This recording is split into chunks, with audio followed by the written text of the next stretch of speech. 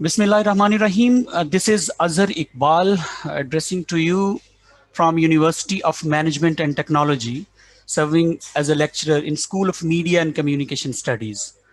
Friends, we have been studying the subject of advertising and public relations workshop, and we have discussed different aspects of advertising and public relations. So today we are going to discuss the approaches of advertising in the digital world. So for this purpose, we have invited our friend from Queensland, Australia, Mr. Brandon Sanders. So Mr. Brandon Sanders is with us. So let me introduce him.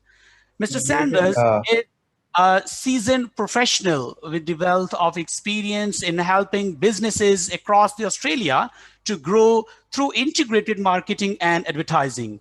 His knowledge spans across the print, electronic, and digital media equally, and he has worked with the world's oldest advertising agency, Yellow Pages, as a media advisor. He is currently working with the world's largest regional television network company, Win Television Network, to help their customers and their audience from the perfect advertising strategy.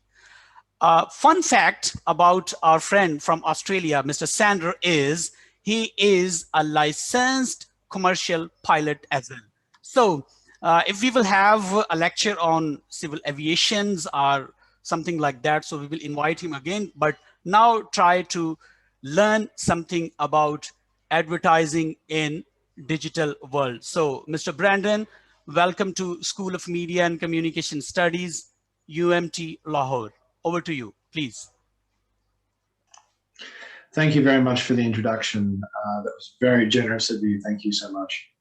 Welcome everyone, and our honoured guests. I really do appreciate the opportunity to come before you today and have a small discussion about advertising strategies in the digital era, which we call the modern world, and try and give you information about how, in my experience, we've come to almost take for granted in a lot of ways the approaches which we apply to digital marketing, and how different strategies may be able to provide us a way forward when it comes to bringing together strategies for businesses in the modern world. Because from the very beginning of advertising, there's always been a drive for people to develop new and improved ways to reach the global populace. And with the invention of the internet and other digital mediums, that advancement over time has not just accelerated, but accelerated exponentially. So certainly looking forward to going over a few things with you today, guys. I'll just share my screen and we'll get started. And thank you very much for pointing out that I'm a pilot in my off time. Like I didn't have my head in the clouds. That's just bad, isn't it? So starting off, guys, again, thank you very much for the introduction. As my history coming into marketing in itself, I'm pretty much a journeyman of multiple forms of advertising across my history of my career. I started with the largest advertising agency in the Southern Hemisphere, being Platinum Equities on secondment to Yellow Pages. Whilst I was with Yellow Pages, or Census as it may also be known, I developed a great understanding of traditional media sources, being the oldest continuously running, I should say, print-based media in the world, being Yellow Pages, and then also struck out to learn more and more about web design and digital technologies, which are becoming more readily prevalent to even small businesses in regional areas of Australia and regional areas of the world as well. There's, like no other time in history, we have found ourselves in a position that we actually are faced with the fact that, just as I'm sitting here in Queensland, Australia in 0 degree temperatures, most of you will be sitting there in Pakistan in a lovely sauna hot 40 degrees. So I think at the end of the day, we need to understand that as the processes and as these services become more available, it's going to continually shape the landscape of marketing in itself. Therefore, we have to have methods by which we can stick to and that will guide us as marketers, as businesses, when it comes to providing services to our clients or preparing marketing strategies. And that's what we're going to talk about today when it comes to approaches. So, as I've just said, introduction-wise, today we'll be reviewing marketing strategies and how it may be adapted in the digital age, from traditional stream to digital stream and all the way across. We'll also explore options which exist in the digital marketing age, whether that be traditional streams which still exist, or whether that be digital media, which is available to us also. And we'll also examine, and this will be a key function of this evening, the relevance of marketing strategies for businesses and how they can get their messages across, or how they can improve these strategies to better influence and better capture business moving into the modern day. So, first place to begin, and I think this is pretty much self-explanatory when it comes to marketing in general. I think everyone who has even picked up a marketing book or been involved in any type of sales position would have heard the word sales funnel over their years of training, or even just being yelled at by a customer in a retail service chain. I know we've all been there in the day. The simple sales funnel goes through those steps which a customer or a client goes between when they first arrive at awareness of your product all the way through to purchasing or interacting or contracting your product to service their business. Again, as displayed in this functionality, we have the green lines proceeding in course, and we have the red lines which indicate ability for you to reacquire or a point at which you will lose a client. And again, all the way through the sales funnel, the only thing that is ever guaranteed in the sales funnel from day dot is the fact that you will lose clients out of the funnel. You can have the most wonderful product under the sun. You can have the most extraordinary marketing procedure, but you will always have, for some reason or another, abilities to lose your clientele or your prospective clients from the marketing funnel. So as marketing professionals or as business owners, it is our job to efficiently enhance the marketing funnel. We can't make it perfect. There's no, I'm not going to blow hot air and say we can. Simply at the end of the day, we need to optimize the funnel to make sure that it works best for us. From all my years in digital marketing and in marketing in general, there's one thing that has become abundantly clear, is that this model that we see in front of us in the traditional sales funnel is slightly adaptable when it comes to presenting people with the intention of business to business sales. Those being from, say, a marketing agency to a business which services other clients, or even just from a business to another business. At the end of the day, the simplest affectation I can put together is something like this. So effectively, what we see in an adapted business to business funnel is the strong consideration when it comes to the end of the day that a reservoir of existing clients needs to be maintained and monitored at all times. And any optimization of said funnel or anything surrounding the funnel needs to take into account your existing clients or where you hope to hold your clients in your business moving forward. There is very little that you can do if you are bringing in lots of business into your organization, but every time your client takes up your services, the likelihood of them maintaining that service or returning to that service being extremely low because you're not protecting your reservoir.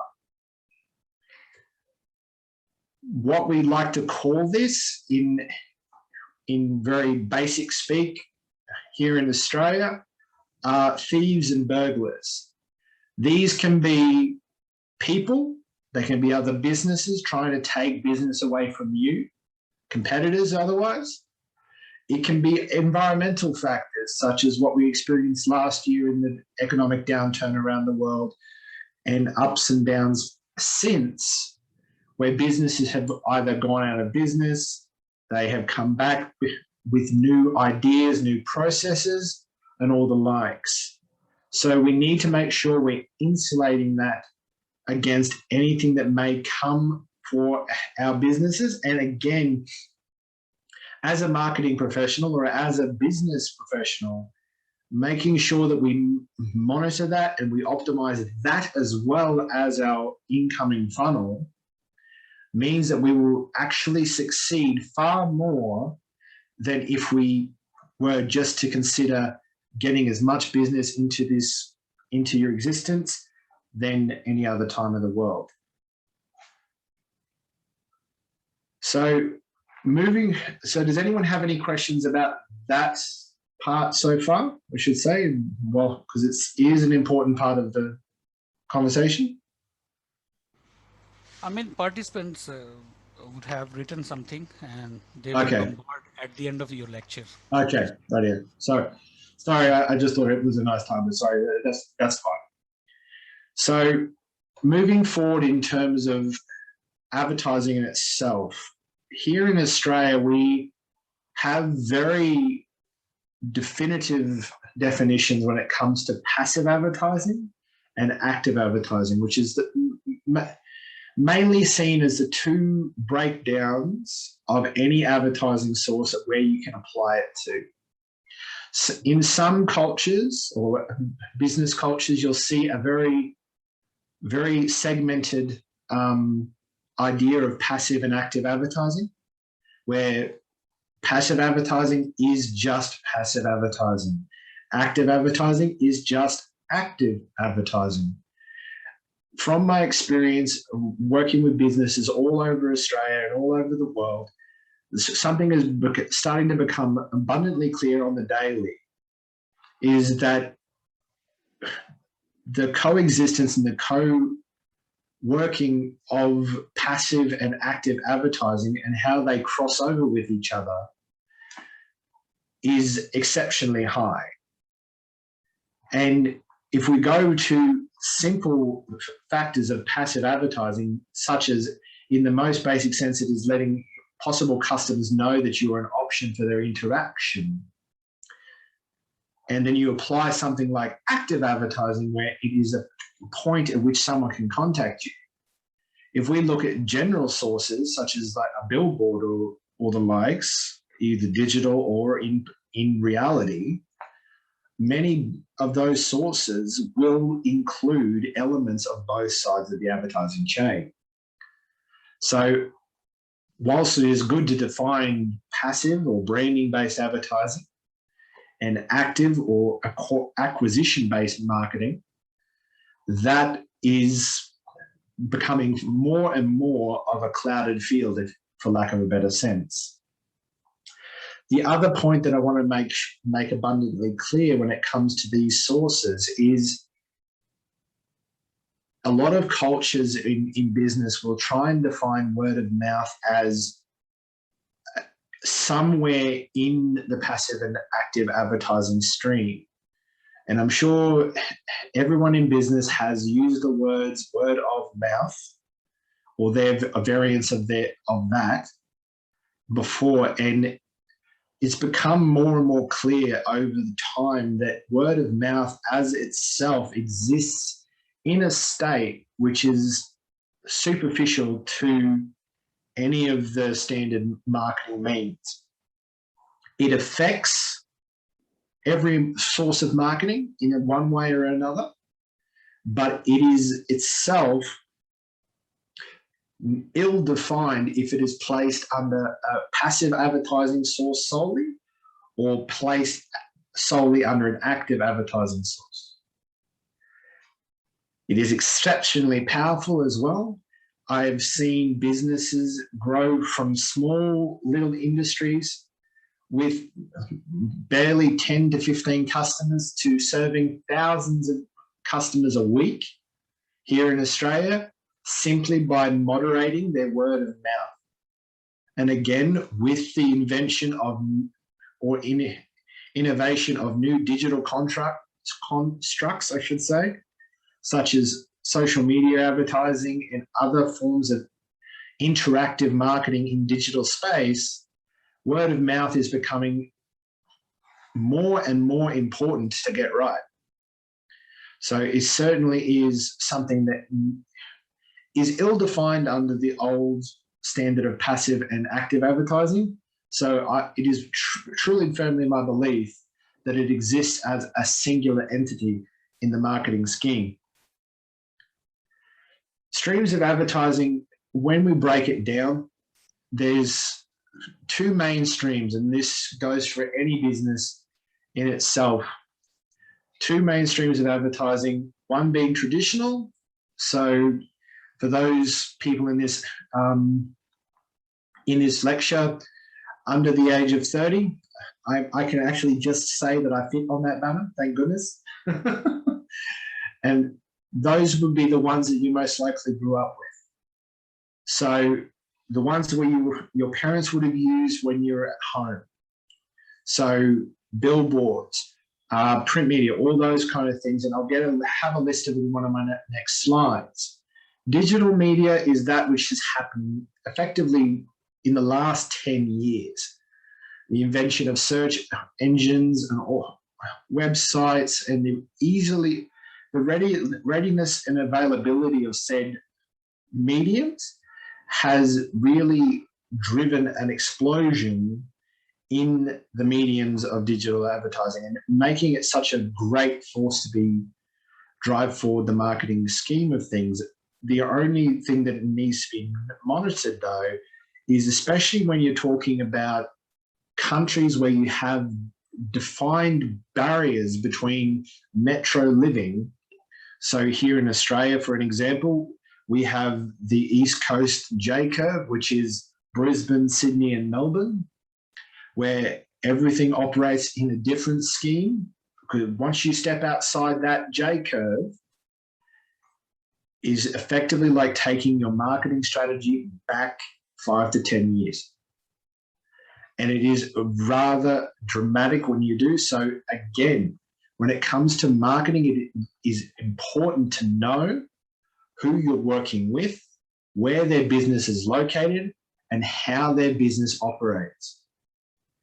Therefore, you can understand which streams of advertising you need to activate or a balance of which stream, not just a singular stream, but whether you have to use digital or traditional or both.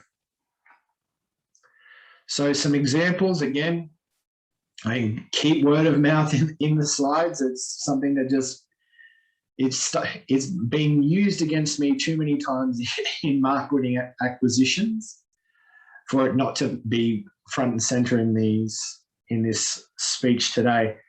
However, passive advertising in traditional media, again, I'm sure you'll all be familiar with many of these options, such as billboards, disposable print media, radio and audio-based media, signages such as vehicle signage and the likes.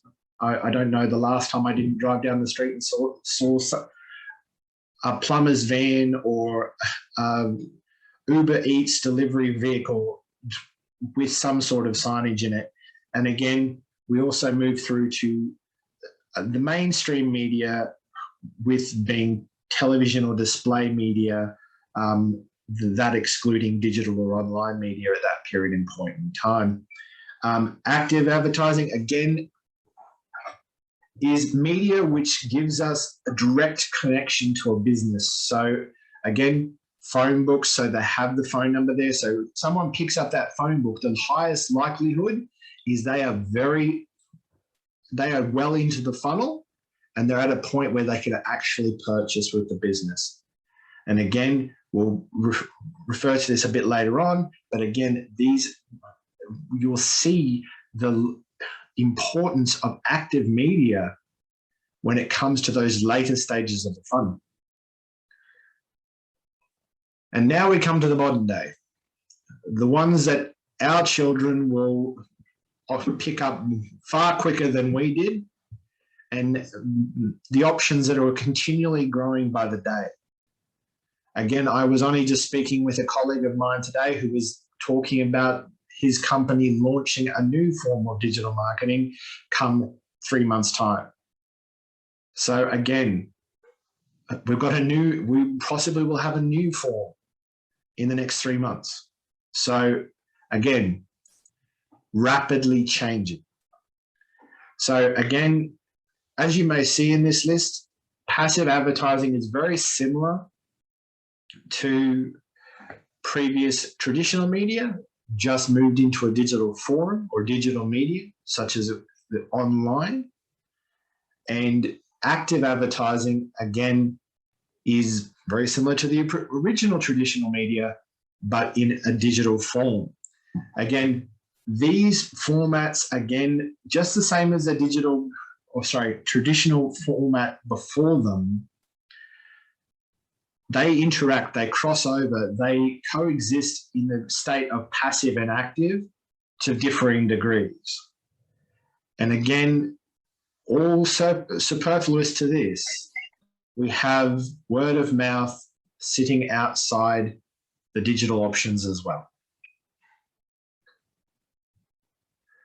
So how do we apply those mediums which you've just seen, or those passive and active chains, to the adapted business-to-business funnel that I spoke about? Again, any funnel will have these similar effects when it is applied. And from the indications in the purple on the left, the green on the right, and down the bottom, it is important to note that passive advertising and active advertising has some effect to differing degrees all the way out throughout your purchasing procedure and your reservoir of existing clients. If you do not manage both sides of your advertising, passive branding and active chain advertising, there can have serious consequences, as you can see here, because it affects almost every stage in some way. And in the case of active chain advertising, it is actually the buy stage of the funnel, or the contracting stage of the funnel, remains dependent on said ports. Because if they can't contact you, clients cannot make contact or contract you or buy from you through those chains, then everything is lost for a business. The final major point that I want to make clear tonight, and this is one thing that I've seen interpreted over my history in marketing and advertising, is advertising approaches. The common consensus that I hear thrown around by a lot of marketing experts are targeted solutions. To my experience, targeted solutions, when used as just targeted solutions, normally exist as the first port of call to do business or generate new business for an existing organization, or your organization, I should say. They involve individual strategies or couples of individual strategies that aim at creating business or business relationships in the short term.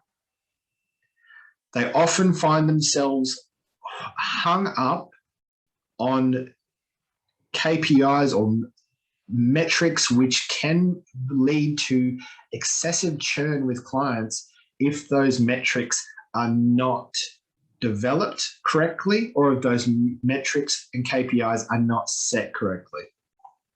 Also, we find as well the lifespan of an average client undergoing targeted solutions will often find that the lifespan of said client's interaction with your business, or because I understand that being marketing and technological professionals, you may want to go into business for yourself.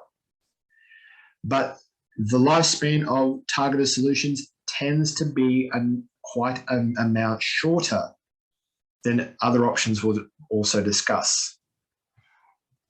The mentality that I've come across time and time again with big business when it comes to targeted solutions is the fact that targeted solutions are easier to sell, they're easier to integrate, therefore they are seen as an easy win when it comes to approaching the businesses in those circumstances. So was there someone raising a hand or something there? Sorry. Mahfouz, you may ask the question at the end of the lecture, so please wait a while. Okay, we're good. So that puts us in that circumstance. But if you move away from targeted solutions, or move to a balance of holistic solutions and targeted solutions, because I will not come out and say targeted solutions have no place in marketing, because there are times and places where they do have some sort of benefit. Holistic solutions, however, or holistic methods of doing business, I should say, really bring forward the operation and an understanding between businesses. I'll be the first one to admit holistic solutions often take time to set up. They're not instantaneous. They're not something you can turn around in a week. They take understanding. They take communication. They take analysis to know what a client needs and know what your business or your customers require from you to be effective. They can also, when you apply holistic solutions, the benefits far outweigh the negatives in terms of the amount of extra effort that you have to put in. Because the benefits start with, as we looked at the previous funnel, we talked about insulating the reservoir of clients that you may have.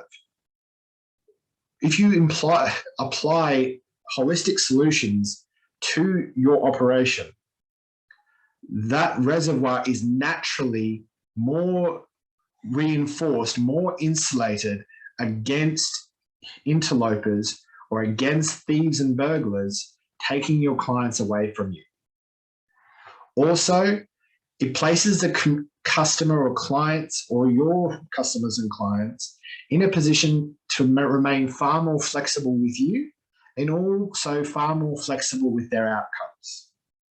You can work with a client. You can develop time periods where you have multiple metrics, not just one or two, to get the required result overall. You can say, well, the cost per metric for this particular source of branding is X amount, which is excellent. However, our penetration into the market has not been good. So we need to make changes. And again, having multiple metrics to compare and analyze and work with a client with that is provided in holistic solutions allows you to be better and provide better long-term relationships with clients. Also, it allows, and this is the big one when it comes to business as well, that the average spend when it comes to holistic solutions are far higher than anything you will get under a simple targeted solution. An example of this is in the last 6 months, I've worked with clients here in Australia, and they've previously been approached by multiple representatives on multiple marketing solutions, pitching targeted solutions to them.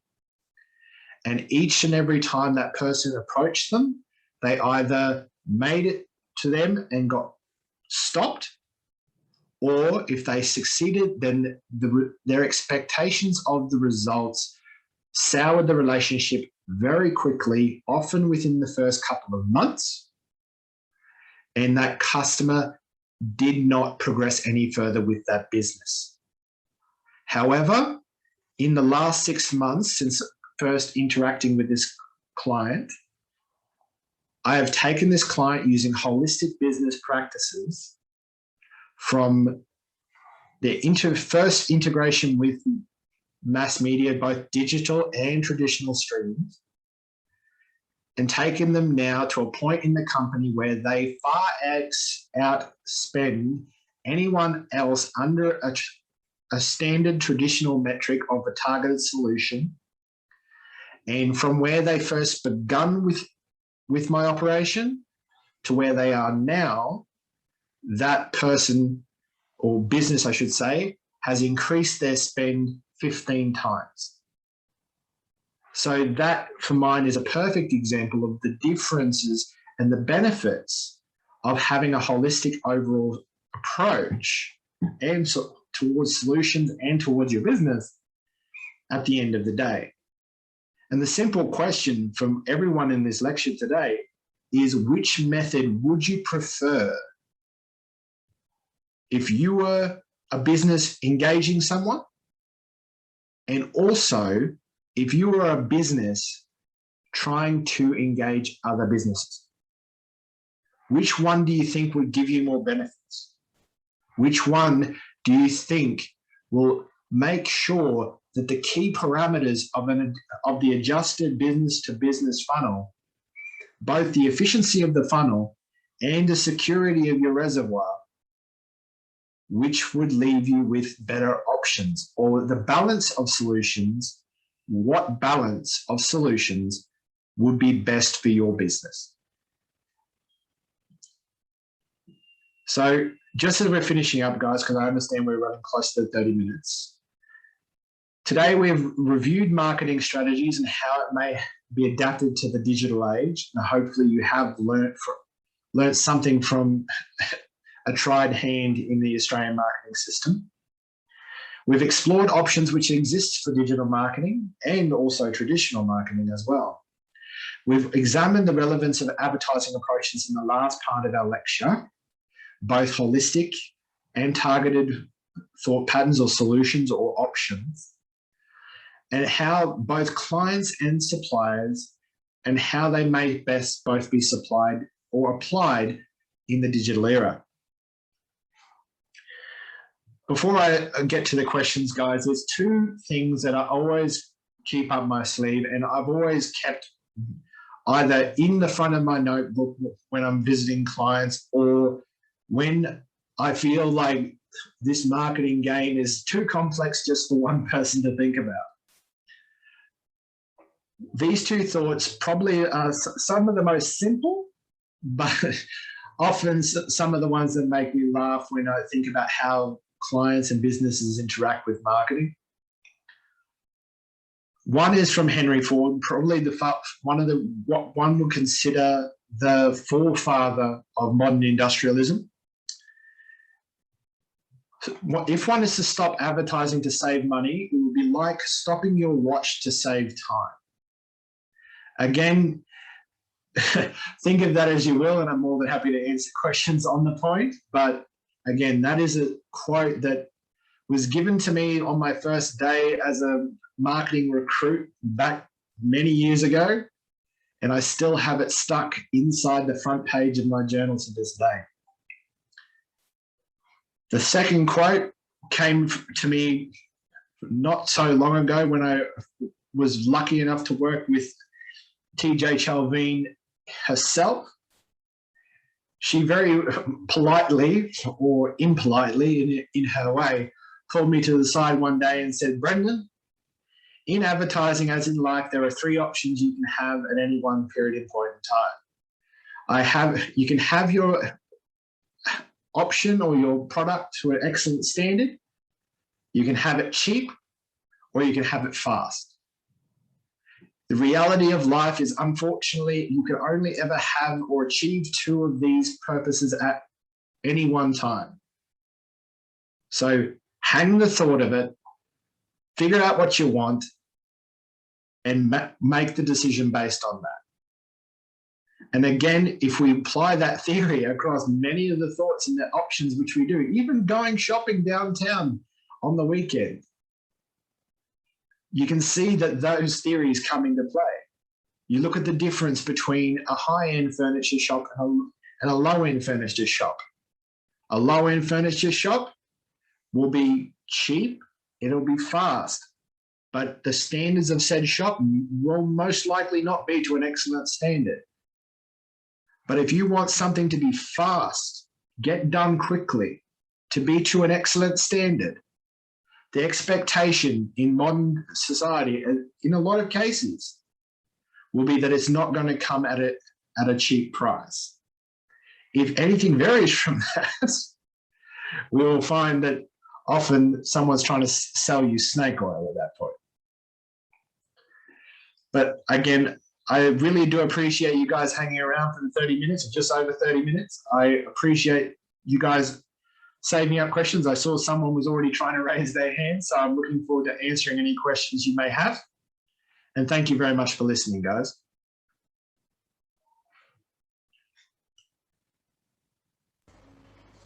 Thank you very much for your time. Definitely, we will move towards the bombardment of the questions that students are all ready to have some questions with you in an interaction. So coming towards the question answer session, friends, I would just like to introduce the guest of the honor who has been listening us throughout the lecture and who was sitting with us. Uh, Especially to the our esteemed guest Brandon Sanders. The person whom I'm talking about is Dr. Zahid Bilal.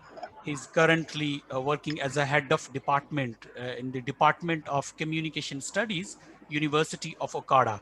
It's a public sector university in Pakistan.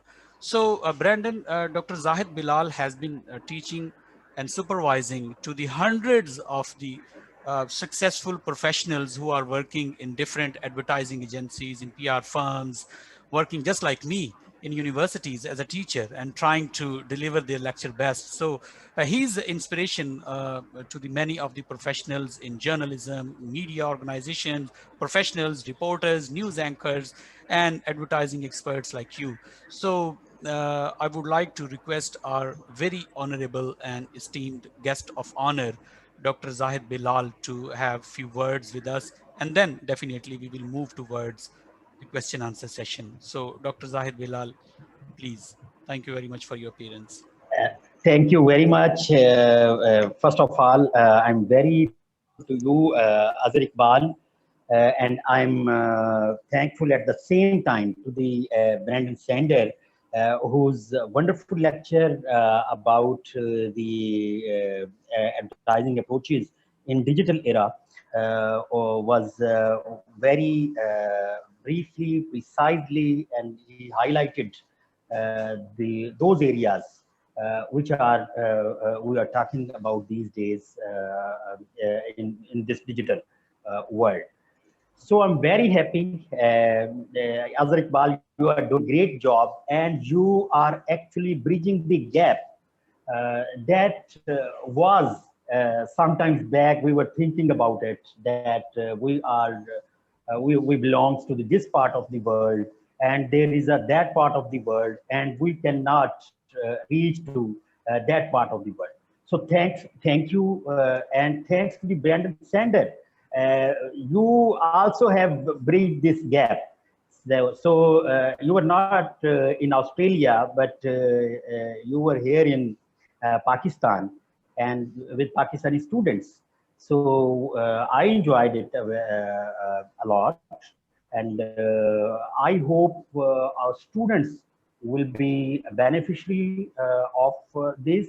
And uh, there is a thinking that the world which is far away from us might have some different understanding or thinking when we listen to the persons from Australia, America, or from Europe, and the students, and we in this part of the world, we think we are thinking at the same parameters. So this is a great job, which is bridging all these gaps and marginalized societies sometimes used to think, but now this gap is being bridged by the people like Azhar Iqbal. You are doing great job, and I'm very appreciative the efforts you are making. And I've gone through many of the lectures you have read for the Pakistani students and for your university. And I also appreciate at the same time your university and School of Communication Studies.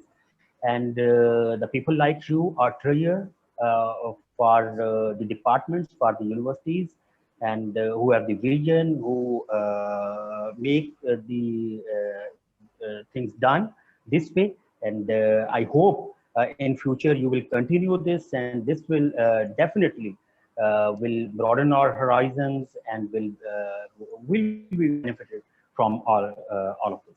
So thank you very much. And Thank you last, very much. Brandon Sanders, thank you very much for being with us.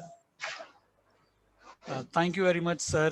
Dr. Zahid Bilal. It's just because of the support and inspiration from you, like the seniors who are the teachers, and many of like me are, getting inspiration from teachers like you. So this is the fruit of all these support that you are continually doing with us.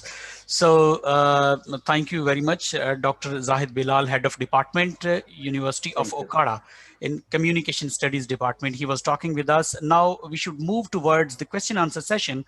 So I would request to the students who have been waiting for a long time to ask the questions. So simply raise your hand, then I'll get to you. I'll try to take your questions.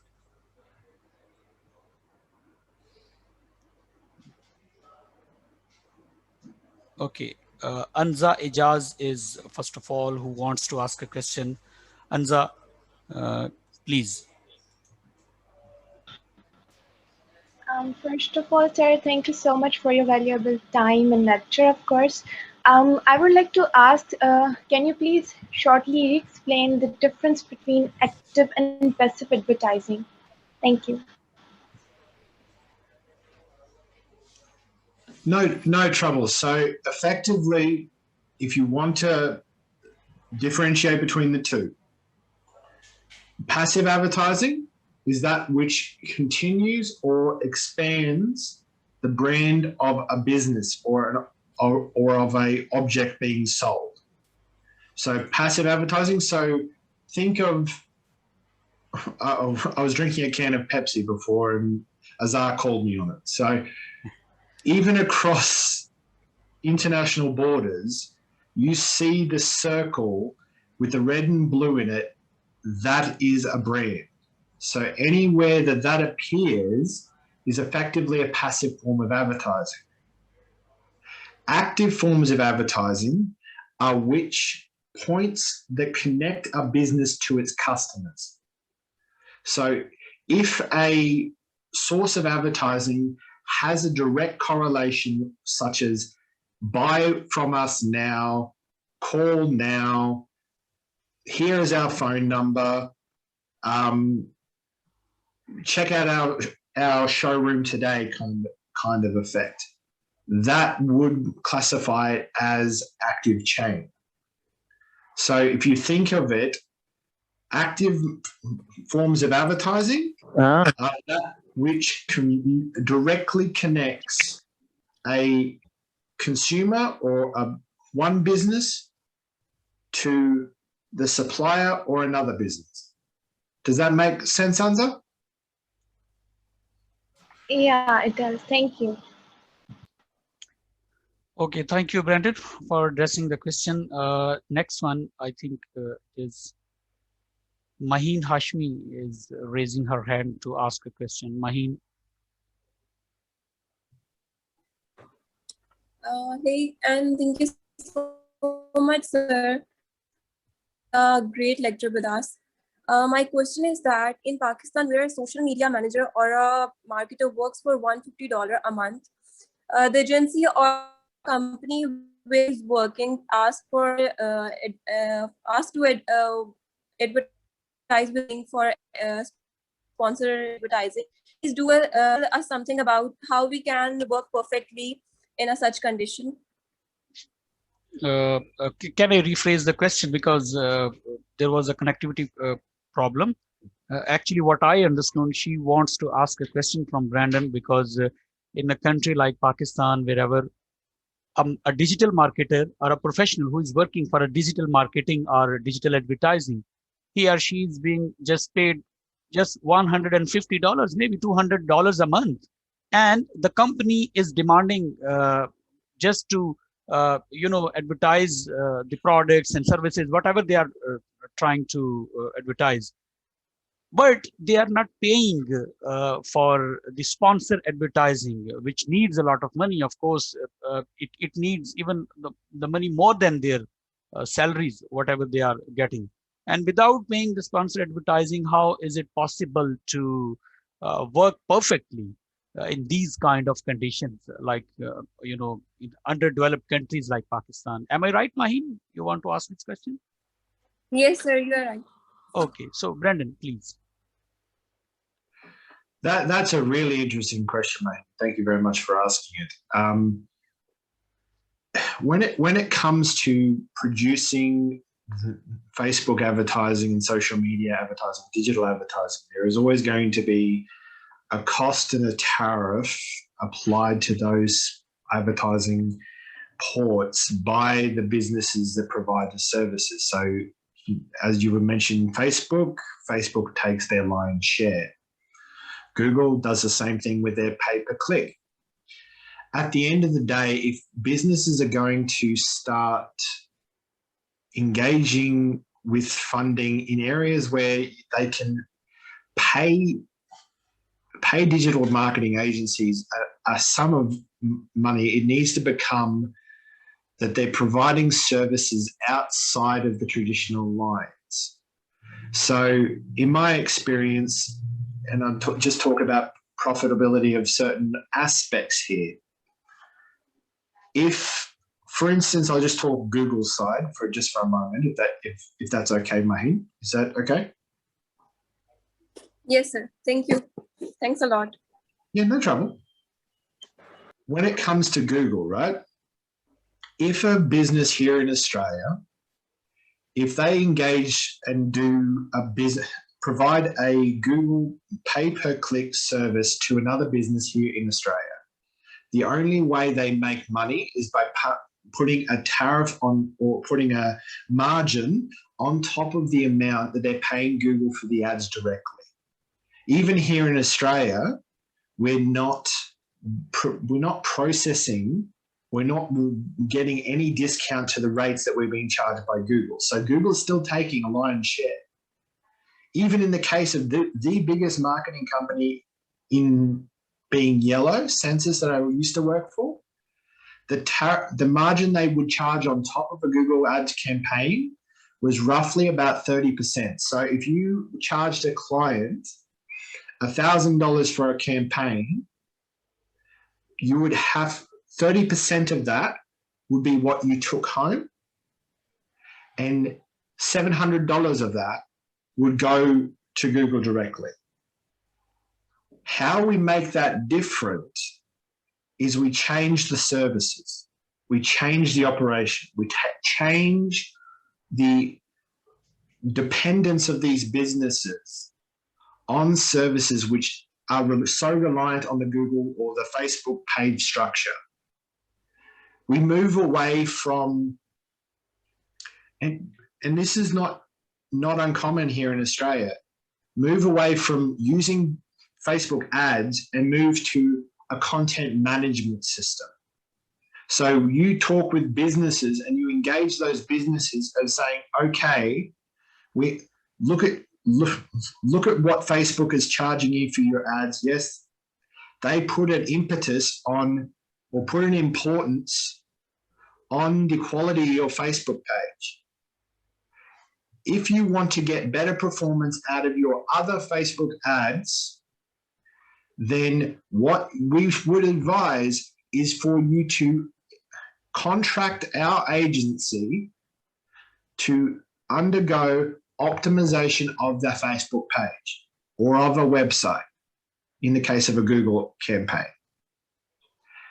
When that occurs, the profitability of said operation goes through the roof. For instance, a search engine optimization campaign, if you were, so I explained the 70-30 split with Google pay-per-click earlier. With a search engine optimization campaign, because Google doesn't respond anywhere near as well to paid links, almost 100% of that value you're bringing in is all yours to play with. You may put a little bit back into technology or analyzing tech, but again, the margin for you as a business or for yourself to make ends is much greater. For instance, again, I use the $1,000 spend aspect of this. If you were to charge a customer $1,000 for an optimization campaign, here in Australia, roughly, other than your time of work, you could effectively charge, in some cases, $50 to $75 an hour as a professional of that $1,000. And very little of that $1,000 would be required to pay Google or anything else because you yourself are working in an optimization capacity. And again, the same thing goes for Facebook. Because there is an importance placed in the metrics of the Facebook advertising calculation, by you actually going in and working on content and working with a business, and again, this can get challenging across national borders. It can. I'm not going to debate that. But if you engage those services the correct manner, add them on or engage them instead of, it is quite a great way for a business or a young professional such as yourself, Mahim, to certainly increase the profitability or the viability of your own business. Does that help? Yes, it was really helpful for us. Thanks a lot. No trouble at all. I'm glad I was able to help. Yeah, Okay. it was, Should thank we you move so much. towards the next question? Momina Akil. She's ready for the question. Momina? Thank you so much for your precious time and being informative. And the question I have is that, don't you think that product bought after being influenced by advertisement often disappoint customers? I want to ask, do people feel sense of betrayal towards advertisements? The straight answer to that is yes. Yes, there is that case. Any form of advertising, when it comes to branding or monitorability in that case, or visibility in that case, is going to put forward an ideal. So, and that's what it relies on as a branding presence. Whether You go to Coca-Cola back in the 1950s, 1960s, 1970s with the cola wars in the United States. That new Coke slogan, and everybody kind of just blew up when they tested it, and it so disappointed them. And they had to then readdress the branding and go back and retrace their branding and acknowledge their problems, acknowledge their faults. If you're talking about branding in itself, if you're talking about people's betrayal in a brand, do you have an example in itself, or? Yeah, we do get, we do feel a sense of betrayal, like especially towards food advertisements, because we don't get the same food we see in advertisements. And there are many, not just food. No, the food industry, as I referenced Coca-Cola and the Cola Wars, is a big one for that. It's the same as in fashion and everything else like that, because when it comes to the human being in our mind, we don't engage things because, you know, the first port of call for us is not always going to be, you know, that'll just make my life so much easier. The look of it needs to catch the eye, derive the situation. Like, I see you're wearing those pair of glasses. They're very stylish. You know, that could be your brand effectively. When it comes down to it at the end of the day, we purchase because our minds and our experiences form a perspective that we find favorable. You would have gone into some restaurants and you would have seen the food in the restaurants and you would go, oh, that's amazing. So when you see that kind of picture again, you're going to say, oh, yeah, I've got to try that. And when it doesn't live up to the expectation, of course, you're going to have that kind of buyer's remorse, that kind of, oh my goodness, what happened here kind of scenario. That is always going to be part of a branding or a marketing campaign. The biggest thing is monitoring it from a marketer's perspective, monitor the brand anguish or the churn, as they call it. And once it gets to a significant level, excuse me, the police are coming outside just to lock me up. It's all good. When it gets to a significant level, then you need to come up with a strategy to address it, whether it be remove that tactic or whether it be like Coca-Cola did back in the day, acknowledge that something was wrong and give the people what they want or give them something new to gesture towards. There's many different options you can run with. But again, a very great observation there, Mamina. Thank you so much for your question. I hope I was able to answer your question effectively. Yeah, thank you so much. Okay, the next participant is Rubab, who will ask a question. Rubab. Like, as you might have seen, there's been a rise in the CGI use of CGI models, CGI influencers, and the brands are using them to promote their products. They're not even real models; they are like virtual models. So, what do you think? How would they affect our digital market, and how would they affect the future marketing strategies? I think in itself, digital or CGI campaigns, depending on how you're applying them, and again, I will refer back to you for examples if you don't mind. But we've talked previously in this lecture about the speed at which things are changing, the speed at which the market is changing.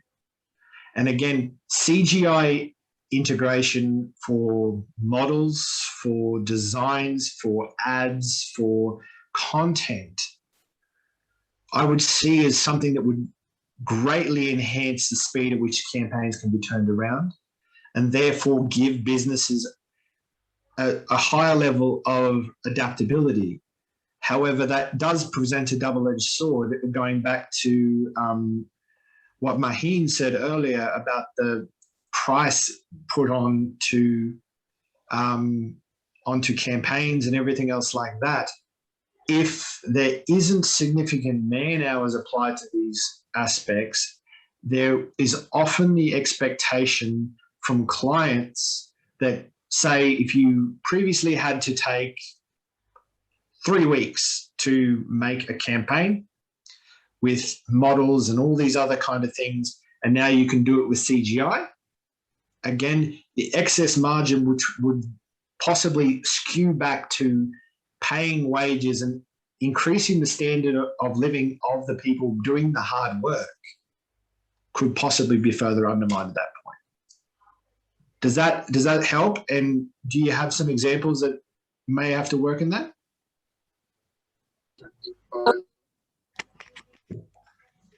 I think it will be okay. Rubab? Sorry, sir. I think I'm having some difficulties. Okay, it's okay. So I hope that helps, Rubab.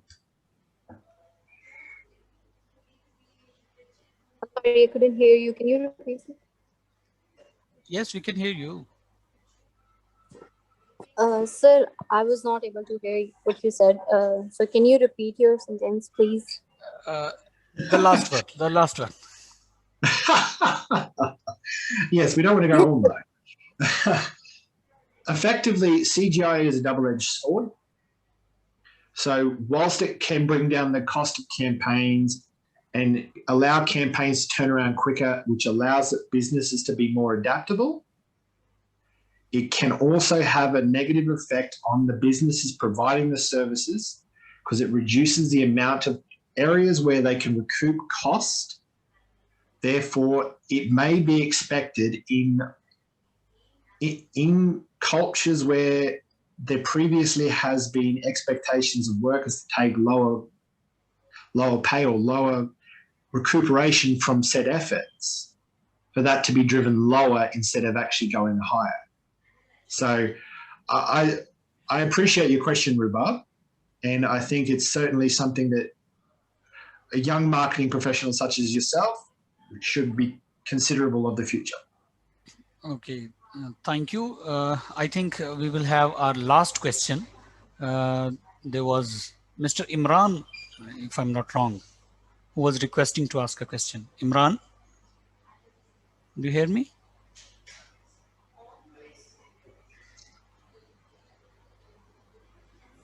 Okay.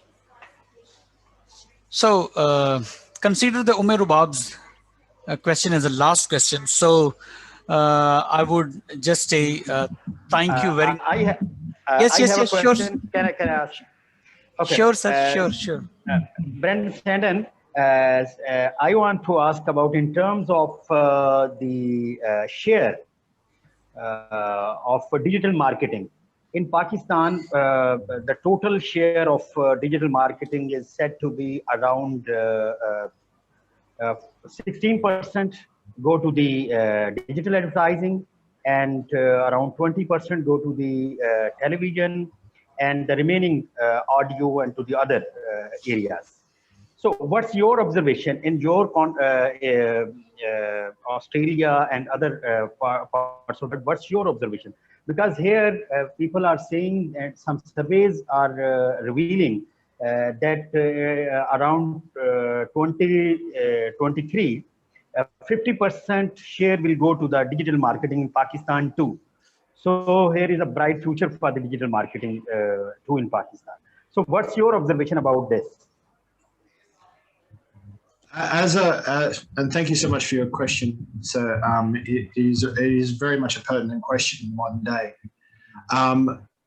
Here in Australia, we've broken it down, as I said earlier, from a metro perspective, so like big cities, and then the regional centres, because we have a lot of industry here in Australia that in regional centres.